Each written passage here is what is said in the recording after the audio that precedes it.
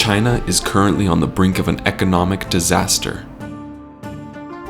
After enjoying decades of exponential growth, the real estate and banking crisis threatens to put an end to the unprecedented rise of China. But how exactly did a country that only had one car for every 6 million people in 1980 grow to become the world's second largest economy and a global superpower?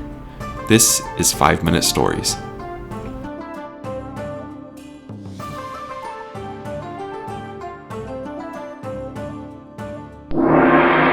Throughout the 1950s, Chairman Mao Zedong gathered small family-owned farms and businesses into large communes that were controlled by the government.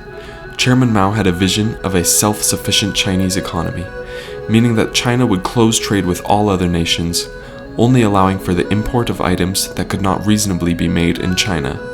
This vision would lead to a stifled economy and widespread suffering for the Chinese citizens.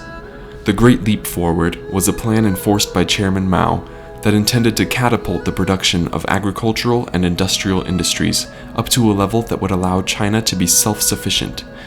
Unlike the model of Soviet industrialization, which relied on collecting money through selling a surplus of crops and using the money to purchase heavy machinery, China wanted to avoid heavy machinery completely.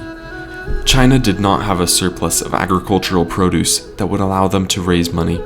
Instead, they intended to rely on the massive labor force of Chinese citizens to industrialize. Chinese citizens were forced to labor in the large agricultural communes to produce enough food for the country of 660 million. Rather than focusing on expertise in raising crops, the emphasis was placed on complete dedication to the political ideology of Chairman Mao. This emphasis backfired when natural disasters and lack of expertise led to a widespread famine that is estimated to have killed up to 45 million people. In the years that followed, the Chinese people, and even those in the government, began to turn against the vision of Chairman Mao. However, no one was willing to stand up to the great leader. The 1970s brought more stagnant growth for the Chinese economy, but finally, in 1976, Chairman Mao passed away, and it was time for a new leader with a new economic philosophy to take charge. In 1978, Deng Xiaoping, Chairman Mao's successor, put into effect new reforms that adopted free market policies and open trade with the West. He divided large communes into smaller plots of land and distributed them back to private families. He even allowed farmers to sell a portion of their crops for profit on the free market. He designated 4 cities along the coast to be special economic zones that would import foreign goods and attract foreign investment. He actively encouraged the citizens of China to embrace the entrepreneurial spirit and start their own businesses. Deng Xiaoping's plan worked brilliantly, and within a few years, China's economy was seeing consistent double-digit growth year over year. In 1985, further reforms lifted the state price controls on commodities as the economy kept on booming.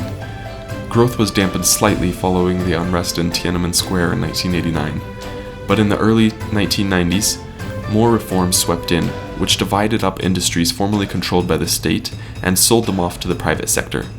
Again, the economy grew massively. By the year 2005, 70% of China's gross national product, or GDP, was produced by the private sector.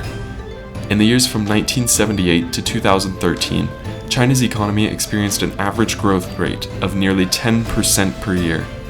This economic boom is unparalleled in the history of the modern world. However, things are not all well in the Chinese economy. In the years since 2005, there have been a reversal of some reforms, giving more industrial power back to the state. The current president of China, Xi Jinping, is opposed to the reforms put in place by Deng Xiaoping.